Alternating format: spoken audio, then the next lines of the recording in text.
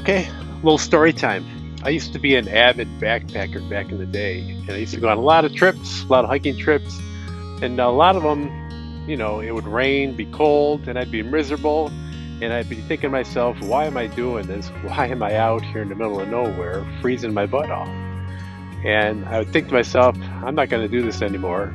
And then about a year goes by, I start thinking about it, and I think I should go backpacking again. That wasn't so bad. I kind of forget about all the pain and agony that I went through. And it's similar when I dig out a stump.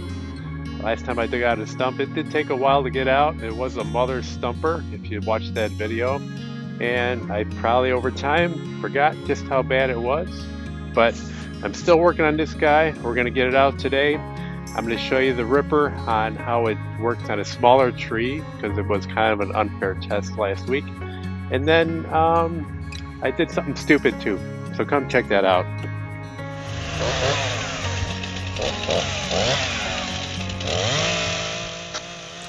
Alright, we'll get to the dumb part first. This dead tree is hung up in a live tree. You can see it on the right of the screen there, and that's the one that I'm going to use the ripper to see if I can get that out.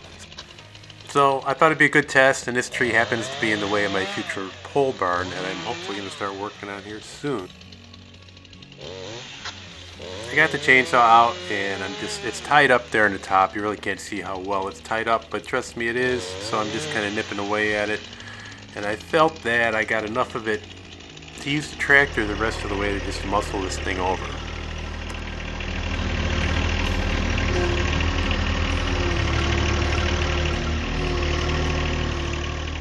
Originally I was thinking about grabbing it with the brush crusher before I cut it with the chainsaw, but I thought once the top weight came off of it that it could wrench my loader arms, and I didn't want that to happen.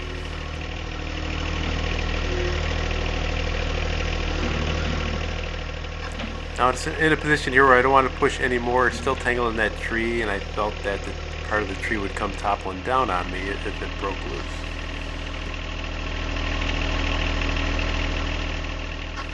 Now, I don't want to make too many excuses, but I thought this was just going to be something quick and easy so I could start using that ripper and showing you how that works on a small tree. And I had just taken the tractor out of the barn, so that's why my ROPS were down and I didn't put them up yet.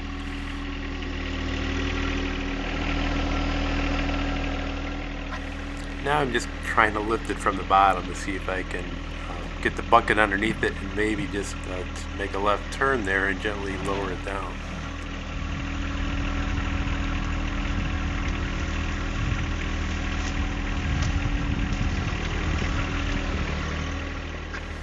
Still tangled in the crook of the tree, but I thought now I could push it and just kind of snap it where it is, and I'd be alright.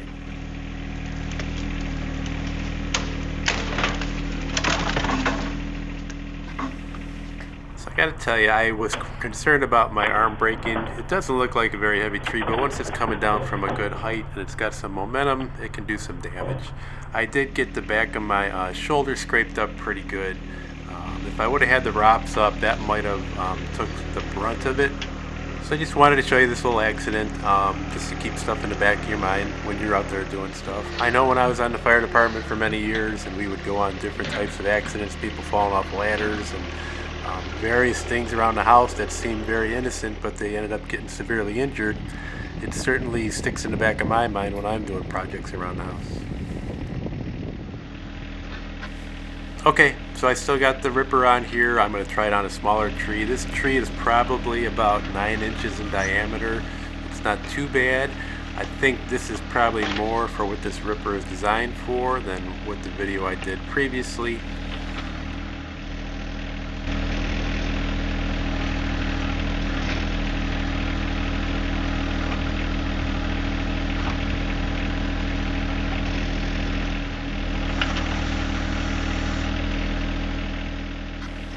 It does seem that it'll tear through roots that are probably about 1 inch to 1.5 inches in diameter, usually with no issues.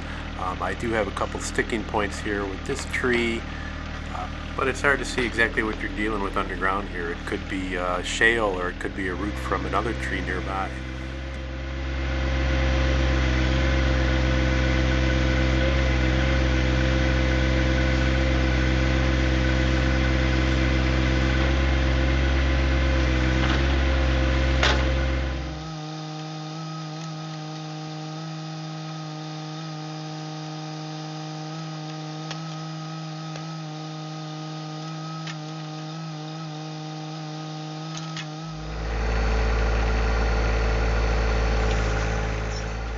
I've moved the tractor so I can make a perpendicular cut to the other two that I cut from the left and the right of this tree.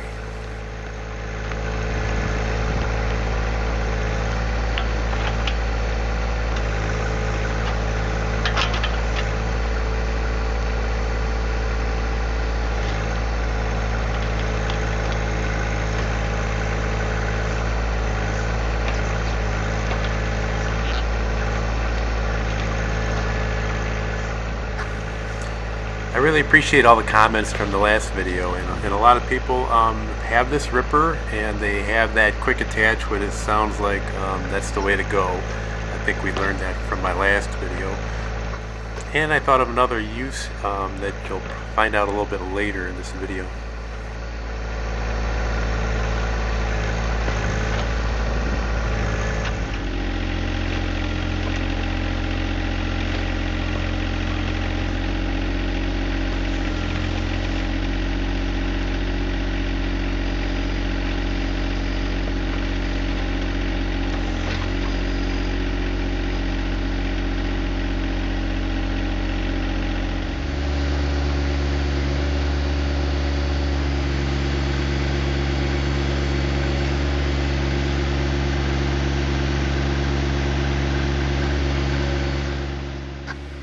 So it didn't go too bad. All in all, it probably took me about 10 minutes to dig around this.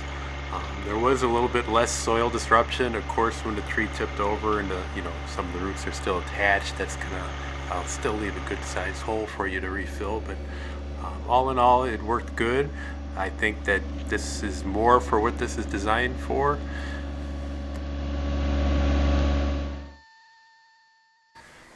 So I've switched back to my bucket and we're back to this large stump that I was working on last week.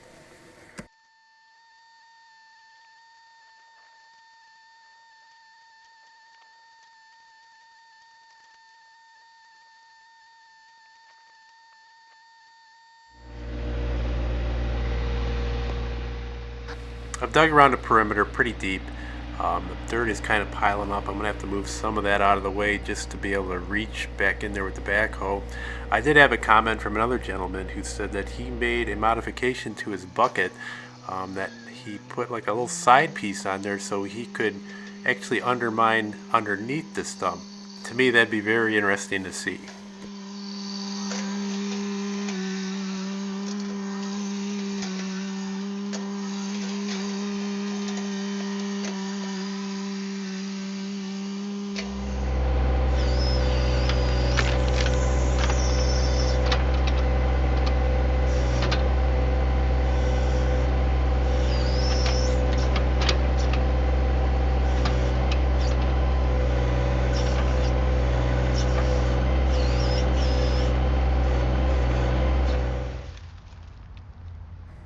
Directly under that stump, there's just no way to get to that dirt unless you're going to do it by hand with a shovel.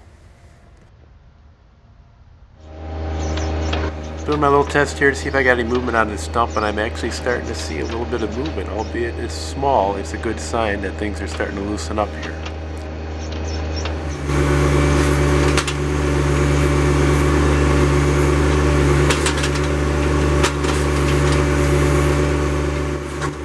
I'm going to use the loader here now to push on the stump from the very top, but I can't push it very far because the wheels or the front of the tractor is going to fall in the hole that I dug. I'm going to give it one more try with the bucket just to see if I can push it over, and if not, I'm going to have to get a tow rope, attach it to the back of the tractor, and see if I can just pull this out.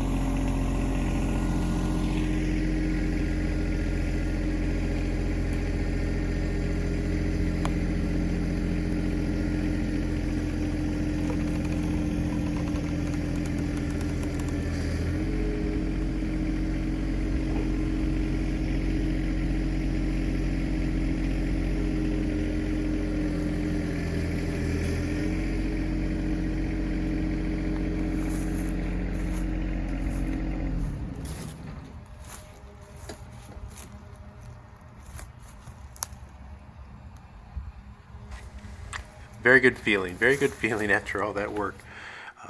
My problem now is that I got the strap onto my tractor, and I need the tractor to move some of the dirt and take my backhoe and get some of the dirt off of the bottom of the stump.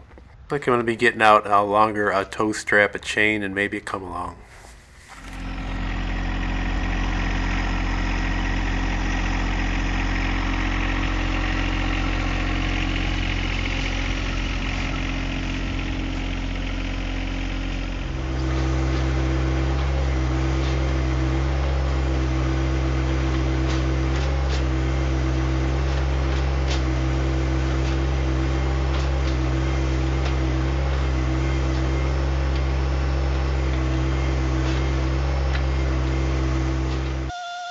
So I mentioned another use for the ripper, and this would be perfect once I get most of the dirt off with the bucket, to put this ripper on and tear through the rest of this bottom and get the rest of the dirt off of it. So I think that would be another good application for it. I'm not going to do it because it's kind of a pain to switch the bucket at this point.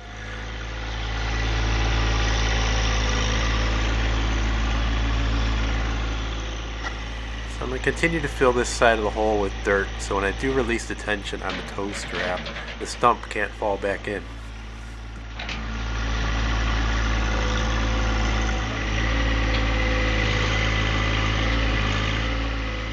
Thought I'd give it a try just to see if I could lift this, but it's way too heavy still.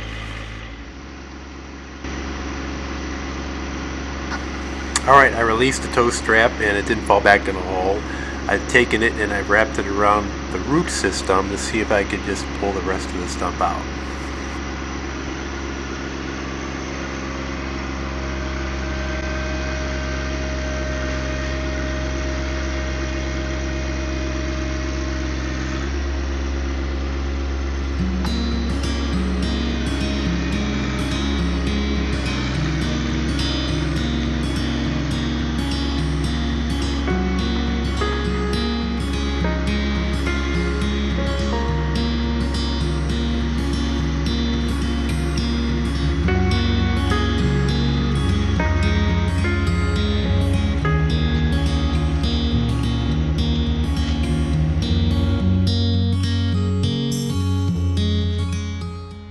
Just a few more odds and ends here to kind of clean things up. I'm just going to move this over to the side. I know it's way too heavy to lift it up too high, but I thought I could at least get enough of it off the ground to move it to where I can work on it later.